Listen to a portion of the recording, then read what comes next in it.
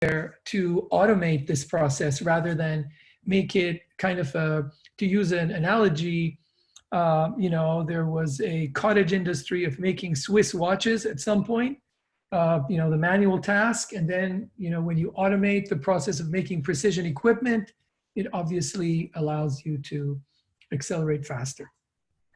So in terms of data preparation, we'll talk about that in a minute, but that's where, in addition to basically applying many transformations on the data, you're balancing the data, unbiasing the data, and checking AI fairness there, in addition to the scaling, normalization, regularization kind of activities that you would do to balance the data.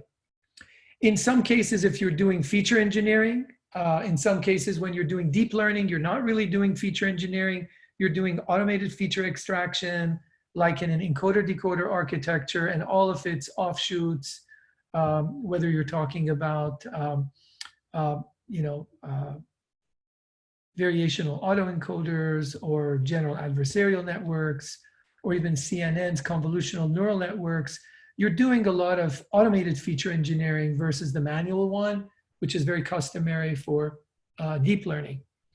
But in many cases, when we're using algorithms in the statistical or traditional machine learning notions, we do a lot of feature engineering as well. And we do a lot of one-hot encoding, TF-IDFs for doing NLP, natural language processing, and converting basically non-numeric data into numeric data. And that's part of the data preparation pipeline. Once we're there, we basically train the model, and we can do that in various different ways. We usually start by selecting a subset of the data and passing it through this pipeline very quickly so that we can see how everything is functioning. If you're using cloud-based architectures have a cost associated with them. So in many cases, you can opt to use local mode. For example, with AWS, you can use, let's say you're using TensorFlow, you can use local mode to train on SageMaker, for example, which is the AWS machine learning platform for data scientists and machine learning engineers. You can use local mode, train, and then test some in local mode. And then when you're comfortable with that, you can then host it and use the hosted services to actually conduct the training with large amounts of data, potentially do some hyperparameter optimization and deployment. We typically validate the model and do hyperparameter tuning at this stage. Once we're happy with that, we test the model with held out data we haven't seen, or data the model hasn't seen or been trained on. And if that appears to be okay, we then move to deployment. And there are two versions of this. You can do, to use the AWS SageMaker terminology, you can use the batch transform or the hosted endpoint, which is basically, you can do it in batch or you can do it in real-time endpoints. There's a fun quote that very true quote that Tony Bradley had talked about in a DevOps.com article, that automation is really the fuel that drives DevOps. And nowadays, when we're talking about automation, there are a number of repeatable tasks that, in the context of AI and machine learning, that allows us to decrease the scope and complexity of these tasks by automating them. And this raises the bar for all of DevOps, or AI ops, or ML ops, as some people call it. And basically, now here's where I kind of differ from that perspective, that humans behind the DevOps will be freed from even more mundane tasks. I agree there, but be able to focus on more innovative and creative endeavors. That I find to be a cliche, which I don't completely disagree with, but in a sense, I think what's going to happen is you're going to just go faster. And when you're going faster, you have to be more attentive to what you're going to do next. Yes, you'll get through what you need faster, but I don't think it's going to necessarily give us more time for innovation and creativity, but it will definitely give us scale, speed, repeatability, and stronger collaborative capabilities.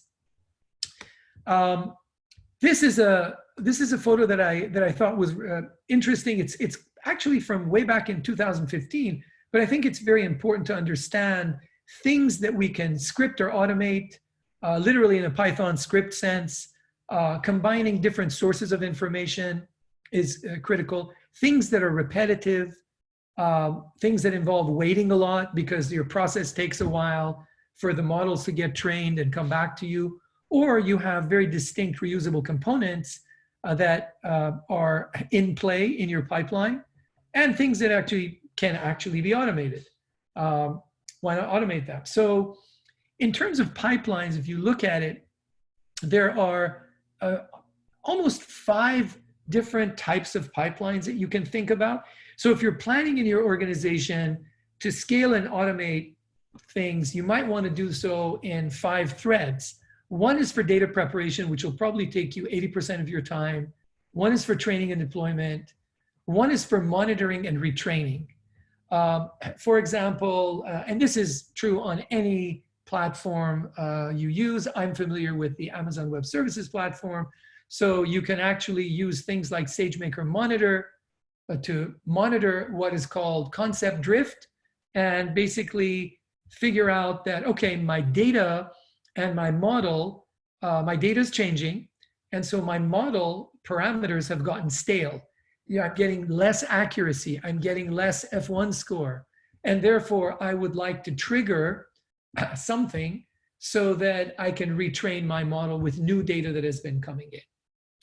And then, of course, there's the inference, or some people like to call it serving, or prediction pipeline, where you've already hosted an endpoint and you're essentially wanting to derive either real-time or batch inferences from it. This is often where you find integration between traditional software engineering activities and the more, kind of the newer data science, machine learning activities occur here. And that interface between software engineers and machine learning engineers or data scientists is really very critical. And meaning it doesn't happen right off the bat. There's a conceptual gap between how people in software engineering are trained and how people as data scientists or ML engineers are trained, unless they're the same person, meaning they have a software engineering background and then they get into machine learning. So obviously they carry their background with them. But these days we have kind of an emphasis on data science and machine learning. And in many cases, some of the best practices in software engineering are kind of lost because that's not their focus necessarily. So that's a different topic for a different discussion, but I would mention that interface pipeline is a very good interface point between 2 personas, which is the software development engineer and the actual data scientist or ML engineer, and the ML ops person. Whereas in the data preparation side, it's more if the data engineer, the data scientist, and the ML ops person. Optimization of the algorithm can occur in parallel to these activities, especially after train and deploy or monitoring. And this, functions in an automated way potentially as hyperparameter optimization pipelines can occur as you're passing through the data. So the other notion I wanted to talk about, which I think is really important for organizations, is to find out what level of granularity you are at. And that level of granularity is, so I see some questions or comments on the chat. So what I'll do is I'll go forward several other slides, if I may, and then I'll pause, I'll look at the questions, I'll try to address them, and then continue so that maybe every 10, 12 slides, I'll do that. So I'm both addressing you guys in real time, but at the same time, I'm also trying to be on time with the whole presentation for everyone, if that's okay with everyone. Okay, so number 1 is the selection of which of the pipelines you're going to start addressing and planning for them. Number 2 is what are the levels of granularity of the pipelines you actually want to use. So for example, if you're using something like scikit-learn, scikit-learn has a pipeline function which you can use in your notebook. It defines a workflow in your notebook that you can leverage. And it's a great starting point for transforming data, and I'll get to it in a second. And then there's things like a SageMaker pipeline for very specific for inference. There's another capability that Amazon has. There's an open source Amazon state language that defines basically a state machine. And you can use these step functions to orchestrate a workflow or a pipeline, such as training, deployment, etc. You can do it in two ways. And I think this is important to mention because, again, if you focus on the relationship between the two personas, the data scientist and the ML ops person or the ML engineer, there's often a dichotomy between them as well. One focuses on the notebook and the other on some cloud-based console or infrastructure type of environment. So you can see the step function, the workflow in the console, and you can also observe the same step function and define it and control it from the actual Python notebook, for example. That's where the step functions for data science SDK comes into play. You can do your ingestion, prep, training, inference, etc. Inside, kick off the actual step functions, kick off the workflows for each of these inside the notebook. There are other mechanisms. Kubeflow is a really good example of that. And at Amazon, there is a Elastic Kubernetes service which supports Kubeflow and connectors to SageMaker, the platform for machine learning there. So that, let's say you're using TensorFlow and you would like to use Kubeflow, which orchestrates things, and you're using Kubernetes. So that's a possibility as well. It's much more capital intensive, resource intensive, and complicated than step functions, for example, or if you're scaling, even scikit-learn pipelines are the easiest. And as you go up, you can get to step functions, you can get to Airflow. Apache Airflow is a standard mechanism that is used for defining pipelines as well, and then Kubeflow. So these are kind of different levels of complexity and sophistication that you may have in some cases. So you need to assess. The third thing is you need to assess not just the granularity, but in the third case, what level of complexity do you really want to address? What is the level of expertise in your organization? What is the problem you're trying to solve? And does it call for a very complicated way of doing things or a much simpler way of doing things, depending on what you want to achieve, which of the pipelines you want to automate, and what level of granularity. So an example of scikit-learn pipelines, and I've put QR codes here for various articles that you may want to check out that I thought were interesting, that kind of told the entire story. These are two different articles you have on the QR codes. And so in scikit-learn, basically you have a sequential set of transformations that you apply to the data. And then at the end, there's a final estimator. And in the intermediate steps of the pipeline, you basically need to implement fit and transform over the course of the pipeline, and then the final estimator implements the fit function. So on the left-hand side, you have some steps. Oh, sorry, you have some steps. For example, steps are basically converting to a standard scaler, scaling the data, and then applying the support vector machine, for example. To do that, you simply import in Python a pipeline from sklearn pipeline, and you define these steps by passing the steps you have to that constructor. And then at some point, you have the standard scalar fit. And of course, in between, you've split your data into, let's say, X-train and Y-train, and you're essentially transforming and scaling, possibly doing a grid search, meaning you're looking at different parameter values that you're getting as a result of your application of your support vector machine.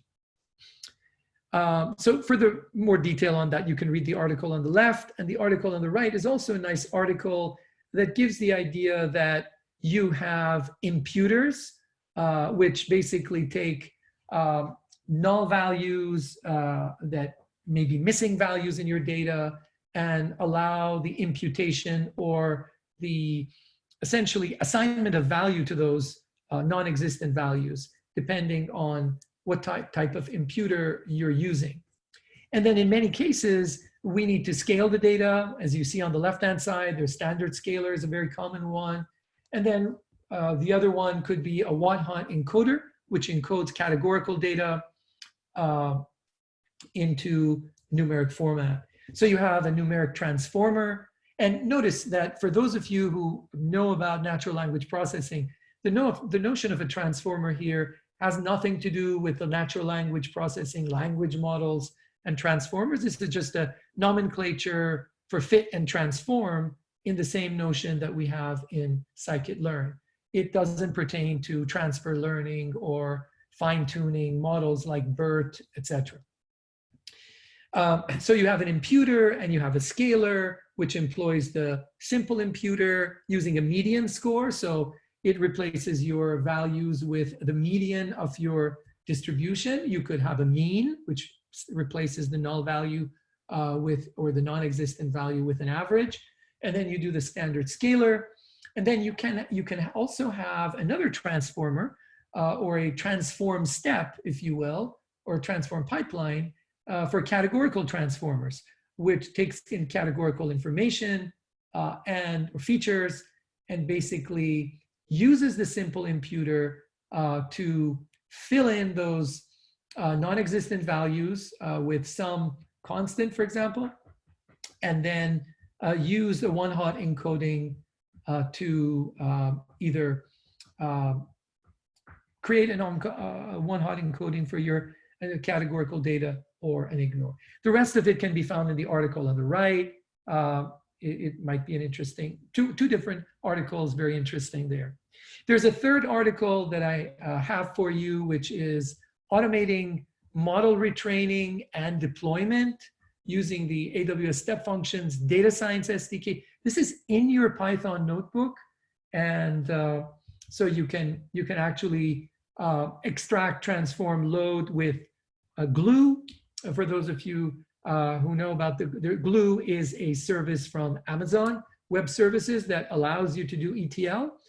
You train your model on SageMaker, save the model, query the training results, and if you have a good accuracy, you deploy it. And if the accuracy is not too good, then you go back to the drawing board. Here's an example of the steps in that chain, and you can kind of look at the ETL step, the training step, the model step, and many of these external calls are calls to Lambda functions. So there's a Lambda step there, which, for example, looks at the accuracy and checks the accuracy and then determines whether the model is good to go and creating an endpoint or not and returning. So you can check this out here. I'm actually going to click on it and show it to you really quickly. So here we're using step functions, SageMaker, Glue, Lambda functions, and so you're essentially passing in the initial set of values to the workflow here as an execution input, and you have the ETL portion of it. You're defining steps here. What's going to happen in each of these steps? You're going to extract, transform, and load here. The next step, the training step, you're using an XGBoost estimator and for training and validation. In the Lambda step, you're determining whether the results are good enough or not, whether you're getting, so this is an external function you'll be calling, and you can pass a parameter. The $sign denotes a parameter passing for this training job based on the original input that you gave it here. So the original input into the whole pipeline is an execution input with training job, Glue job, model name, endpoint name, Lambda function name as strings. and it's being employed here in various steps. So in this case, training job name is passed, and the lambda function is invoked to determine whether the accuracy is good enough. And if it is, then you actually train the model and configure the actual execution using a specific instance, EC2 instance, Elastic Cloud Compute instance, which is a type of virtual compute instance in this case, which is memory focused. And you can then decide whether you want to update that endpoint and essentially return whether the accuracy is 90% or above.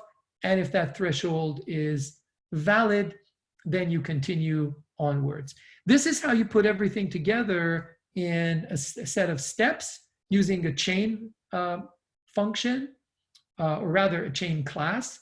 And then you essentially are passing the ETL, training model, Lambda invocation, and check accuracy steps. You create the workflow here and actually execute the rendering of the graph, renders the actual graph of the workflow inside your Jupyter notebook. And when you invoke it via execute, it actually executes. You can see the outcome of these in the actual console, Amazon Web Services console. So I'm going to actually go back to the presentation now. And this is where we kind of left off. Okay, so let me pause here and go to the chat and take a look and see if I can, okay. So can we download the presentation? I'd like you to take a look at the resources that I have for the presentation. I can gladly provide you with the resources. Yeah, so I'll provide the resources that I'm mentioning here in a separate section for you. Okay, cool. All right. Very good. Let's continue. So some of the example pipelines that we're going to talk about is training an accurate machine learning model and looking at the various different steps that you take. Then that initially is pre-processing your data in the data pipeline or the data prep pipeline, where you're converting the data set to an input format that is expected by the choice of machine learning algorithms that you have made based on the distribution of the data, type of the data, whether it's numeric, categorical, string-based, that sort of a thing, transforming the existing features you have into a better representation that can actually be consumed by the algorithms you're going to be using, such as, for example, one-hot encoding categorical features, rescaling or normalizing the numeric features. So you're not comparing apples to oranges. You're not, in terms of scale, you don't have millimeters and centimeters and meters or in kilometers. You have something that is a uniform scale, for example, or you have normalization of the extremes of your numerical features. Some high-level features like GPS coordinates, you may want to replace certain things like mailing addresses with very specific numeric coordinates. This is the engineering of high-level features into more manageable, tactile, practical, executable numeric factors like GPS coordinates. And then if you're doing text and NLP and NLU, natural language processing and understanding, you can clean and tokenize the text. You can lemmatize it. You can stem it. I'll probably do a session for just how to do NLP and what the steps are in the NLP pipeline at some point, where we can go into more detail there. But for natural language processing, you have to go through 6 or 7 steps pretty much in order to process what you're doing. So in terms of exploratory data processing inside your notebook, this is really important because a lot of times data scientists don't really have access to pipelines in their notebook. Scikit-learn pipeline is great, but it doesn't necessarily provide you with a configurable pipeline. You have a set of transformations that you can apply and ultimately fit and transform your data. You can leverage the data science SDK that AWS provides, and then you can have a very collaborative conversation with the ML development people, with the DevOps people, with the ML ops people, basically. So you can create and run data science workflows in Python, in your notebooks, and you can create them. And then you can essentially, what you're creating is then shareable with the ML ops people. They can provide you with templates, and then you can use those templates and leverage them. You can share steps. So in other words, you write a few steps, your colleague writes a few steps, the ML ops people write some other steps, you incorporate them in your chain, and you have a very neat, collaborative, repeatable, standardized kind of process where everything is not just, pretty chaotic by everyone having their own set of steps. So if you want to scale, have repeatability and collaboration between different personas and roles within an organization, which gives you basically time to market. It just speeds up the process, makes it that much easier. You can use this SDK to create, update, execute workflows as step functions in the cloud. And so these workflows live as separate entities in the step function section of AWS, and they can be reused in that same fashion. So this combination of interactions between notebooks for data science persona and the ML ops for ML engineer personas is really important. This allows you to map the flow out for different people, personas really, and add data engineers and subject matter experts such as coders, auditors, etc. as well. So this collaborative view, persona view, allows this exploration, visualization, POC, and initial training by the data scientist. Once things are going well, they can then hand that off as a executable workflow to the ML ops, the ML engineer persona for automation, scaling, security, and infrastructure related elements. So you have, in terms of almost a user story view, as a data scientist, you want to prepare, let's say, daily sales transactions for training a regression model to predict the sales price of items and perform simple data transformations. As an MLOps engineer, this step can be implemented as calling a glue job, which is an extract, transform, load job, where you have lots of data. This can even be a Spark based structure where within AWS we have Elastic MapReduce EMR, where we can run Spark jobs and leverage those capabilities. As a data scientist, we typically want to first explore the data, visualize it, look at different scenarios, prepare the data, different aspects of it in the notebook. And then once we're good with that, as an MLOps engineer, we'd want to prepare it for automation and scaling via some kind of a Lambda function, via some kind of a step function that was created from that notebook. And we recognize the need for a data engineer persona here as well. So in the data science persona perspective, when you render that graph, you're preparing the data. There's a Lambda function that calls off that preparation. Let's say it's a glue job or EMR or something.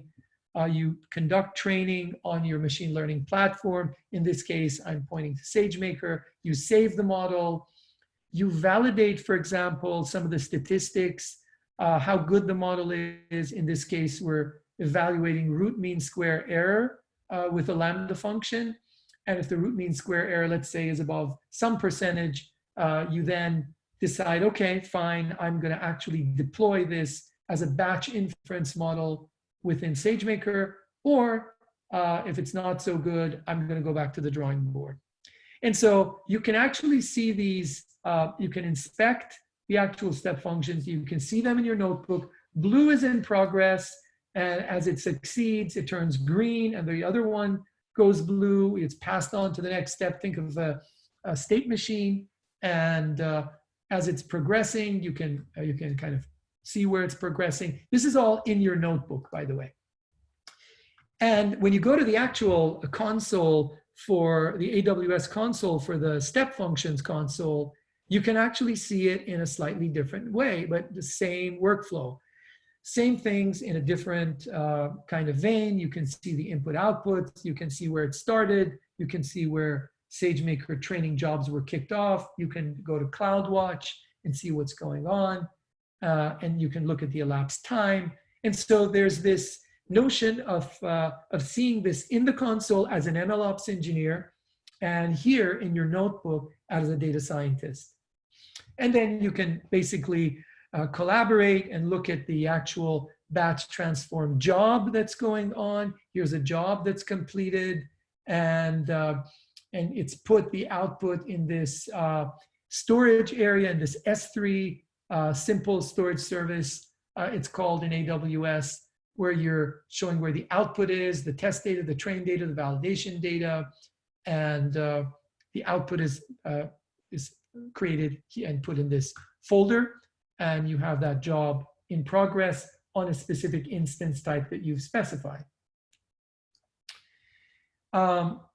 So this is kind of the example of this particular example where you have an invoice number, stock, you're purchasing items, and you're looking at the unit price, the stock code, quantity, customer ID, and these are the input data configurations, and you want to infer some output data configurations using an XGBoost model, and you want to predict kind of the particular price of that item, for example, and you're looking at that in this step. There are a number of other nice patterns that you can see within the AWS ecosystem. And I'm sure you can find this on Azure and GCP and IBM Cloud, similar kinds of things, not exactly the same things, but you can probably find similar kinds of items there.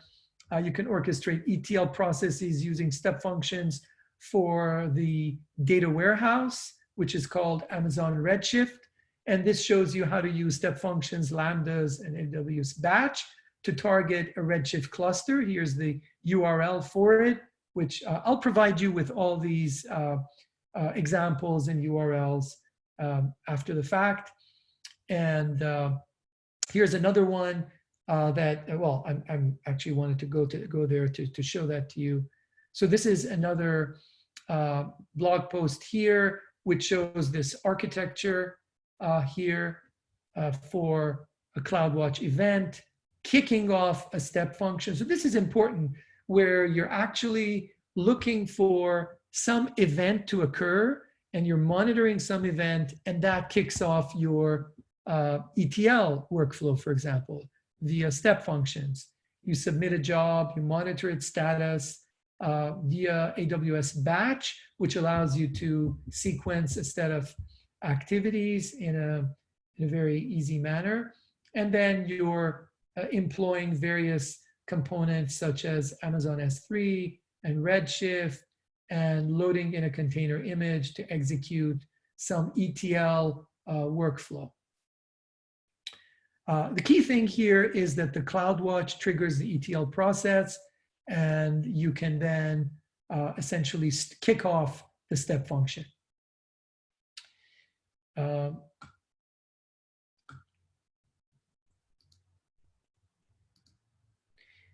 The next one is an orchestration of the Redshift-based ETL workflows with step functions and glue. So this enhances it further, takes the actual data warehouse and integrates it with step functions and other data processing services for serverless architectures.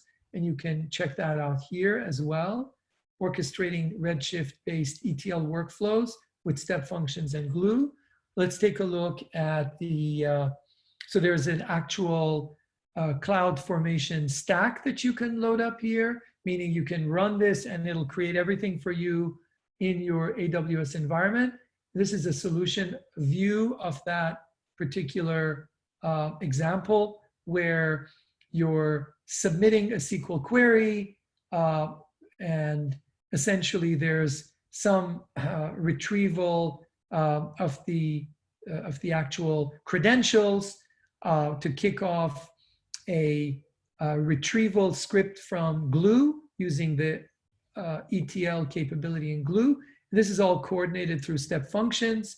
If there's a failure, there's an email that is sent via the simple notification service, and people can continue querying data in this process. So you can check that out as well. And again, there's another example I have for you, orchestrating Spark applications using step functions and Apache Levy. So this is using now Spark with various other capabilities and step functions. Let me show you the architecture here.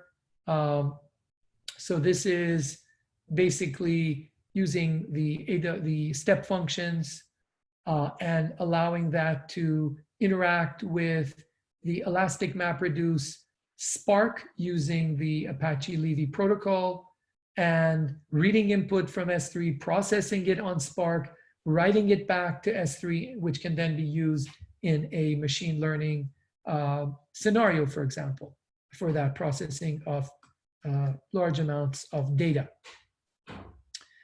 So some of the helper functions that I thought might be interesting was the fact that you can trigger a data pipeline, for example, with a Lambda. So you can check out a Lambda step function trigger to trigger an actual pipeline. And you can basically do that via defining a Lambda function, where all you have to do is import this. So in AWS, we have this library called Boto3, which basically provides access to all of our APIs, or many of our APIs. And you're defining a client for step functions here. And inside the handler for the Lambda function, the serverless function, this is something that you'll see in the actual AWS console, or you can write it separately and deploy it using the command line interface. So you're accepting the input bucket and key for the S3. Where is the data going to be? And triggering the actual pipeline here in starting the execution of the pipeline. So step functions.start execution passes the actual state machine ARN, that's the resource URI in the AWS environment, is passed to the state machine, and then you're essentially calling that state machine with the start execution method and passing it the environment and the input that was provided to this function. This will trigger your, for example, a data pipeline. Here's an example of another pipeline using AWS step functions where you're ingesting articles and you're processing different, think of it, New York Times, different articles from different places, and you can process the news, assess things around it, and you can also use another architecture. So, and I'll show that in just a second. I was going to say you can use an architecture to ingest the data. I'll show the ingestion part in just a second. So here is really the inference pipeline using step functions. And the inference pipeline uses lambdas to call other lambdas. So you can nest step functions. And so from one step function, you can call another step function. The capabilities in the state machine are, obviously, you have a start and end state. You have each state that can call another state, or it can call a Lambda function. And there are native integrations with certain AWS managed services like SageMaker or Glue or Redshift that you can call directly. What I want to show you here is that you can branch, you can have nested sets of step function capabilities and branch out here and depict them. So the ingestion pipeline can be from, let's say, news outlets, Twitter, etc. You use Amazon Kinesis data streams and to ingest incoming streaming data, and then you put it in a almost like a buffer, and Firehose delivers it to an Amazon S3 bucket where your object store is and data is sitting. This triggers once data is sitting there over time as it starts coming in over specific intervals. This will trigger Lambda functions, which can then be used to process things like your pipelines that I showed earlier, and the results of which can then be stored in an Elastic search service, and you can view the results in the QuickSight set of capabilities that are there. So for data prep, you can have S3 call a Lambda, call Glue. Athena and Glue work closely together. Glue, the ETL function, the extract, transform, load function, can have crawlers that are defined to look at your S3 bucket and create a data catalog that can then be accessed via SQL queries using Athena, which basically Athena is able to look at your S3, which is an object store, not a relational database, but Athena can look at it as if it were a relational database, meaning it can access it via SQL, and it does so because Glue has processed it and has a metadata repository in this data catalog that shows what are the features there in S3. Separate from there, you have a data curation pipeline that can use what's called ground truth to label data in your. So the first thing you want to do is get data, call a Lambda function, I have my data, and then label the data, and then follow through with your other, excuse me, capabilities.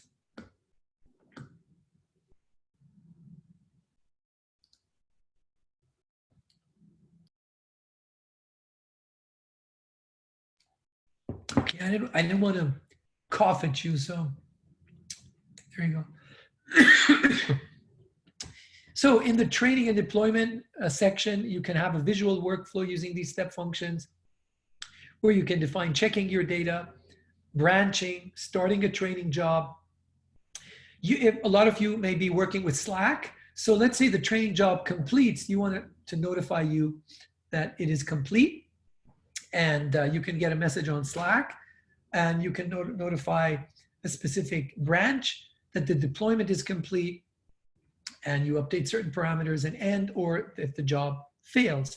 So any kind of complex logic can be implemented using these capabilities, and any kind of notification can happen as well inside of these. So the point here is that during your training and deployment, you can have human in the loop characteristics.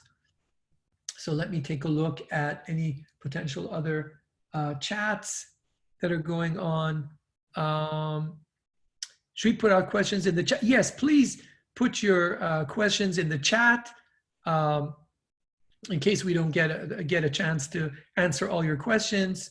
What is an SDK in layman? I'm sorry, I apologize. An SDK is just a toolkit, a library. Think of it as a library, software development toolkit.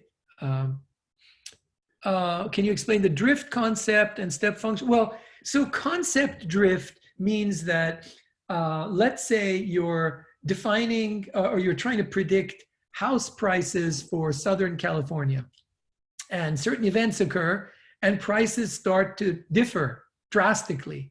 Let's say in the current crisis that we're in. So your previous data has created models. Models have been trained on the data, and they have certain weights in those models that are now stale, meaning the accuracy of those models will decline because the market is different now. House prices are completely different from when the model was trained. So if your accuracy is starting to go down, you want to retrain your model, let's say for new house prices.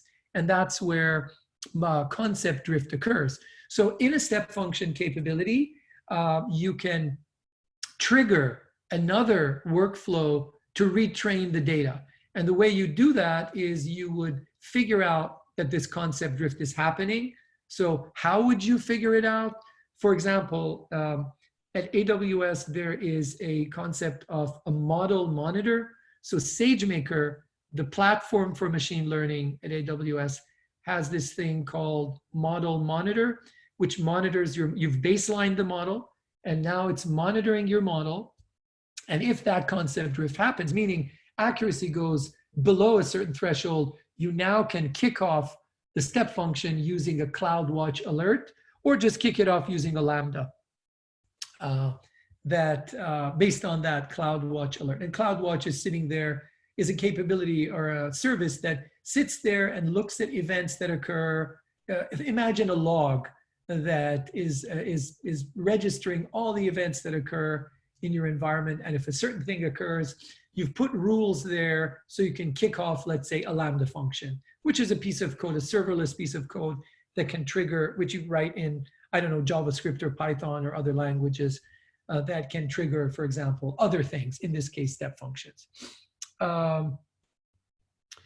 So the other question is, how do the pipeline, does the pipelines you're referring to in the step functions for any machine learning task from data collection? Yeah, pipelines refer to the workflow. Pipeline refers to this whole thing.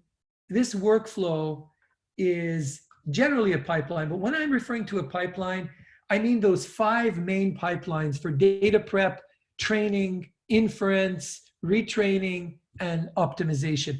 Those are standard patterns of pipelines that you want to standardize in your organization. You can create workflows for anything. It's a state machine, you can create these workflows.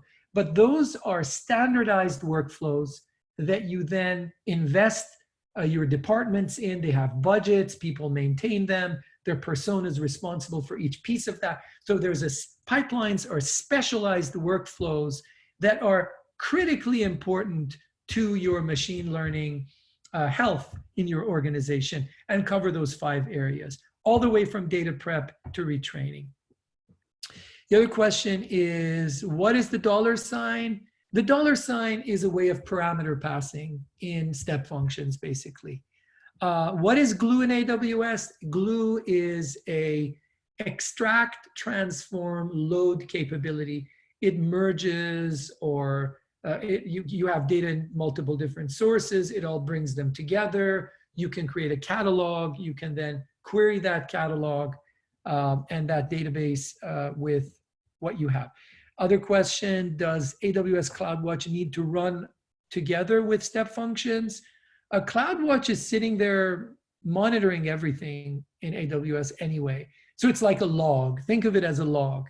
Any service in AWS is, you're going to see them appear in CloudWatch, because any service you run is being monitored for security, for everything, reliability, etc. So CloudWatch is ingesting these events that occur as a result of these services that are being that are occurring. Okay, cool. Great questions. Thank you. So remember that you have a notebook view and you have a console view. The notebook view is the data scientist view. The console view is the ML engineer, ML ops view. And it's important for us to collaborate among these people and basically allow us to,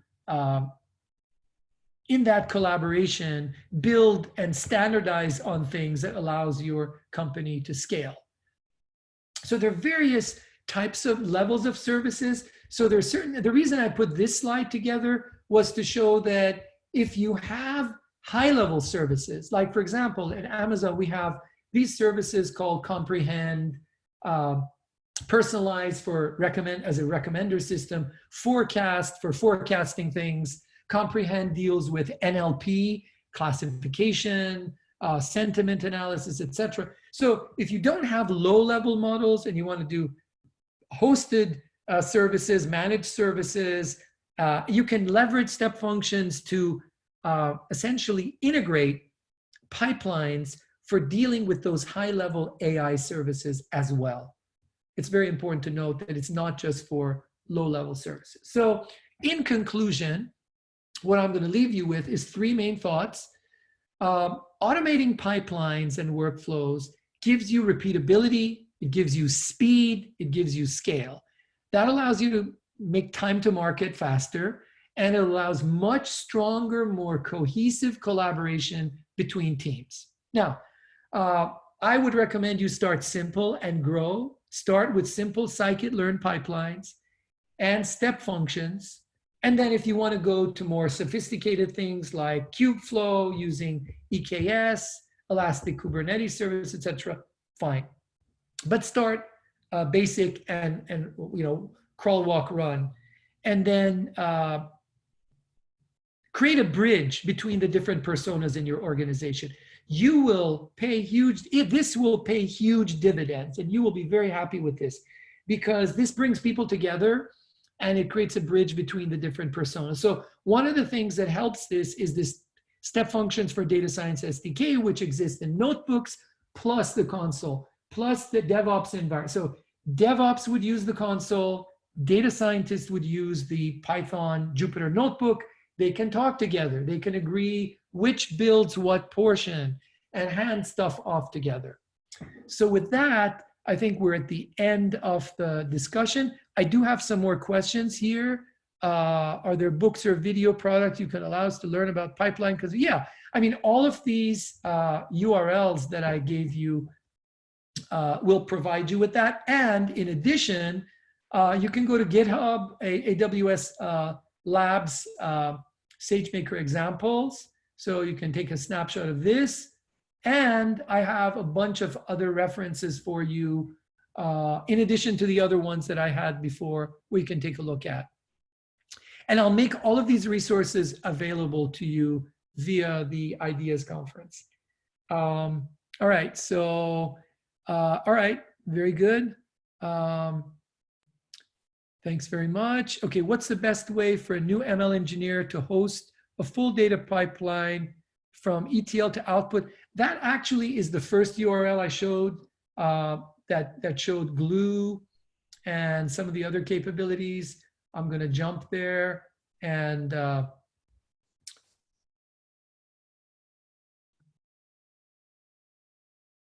we go. Let me just jump there here. Sorry about that. There we go. This one, look at the QR code here. Let me just make that a little bit bigger for you. Take a snapshot with your phone of that QR code. It's going to take you straight there. That's the question. All right, so yeah, let me know if there are any other questions, but I will pass it back to Jason. Thank you. Okay, thank you, Dr. Arsanjani. And that is great presentation. My team, we record the presentation. It may take a while for us to process that, and then we can share with you guys. So all the website, the reference, we will send you guys, the email, so you can have a look at that later. Again, thank you so much, Arsanjani, to, show us how, the machine learning pipeline can be working with, AWS, system. And also thank you for everyone. Take care yourself and your family in this special time. And have a good night. Awesome. Thank you very much.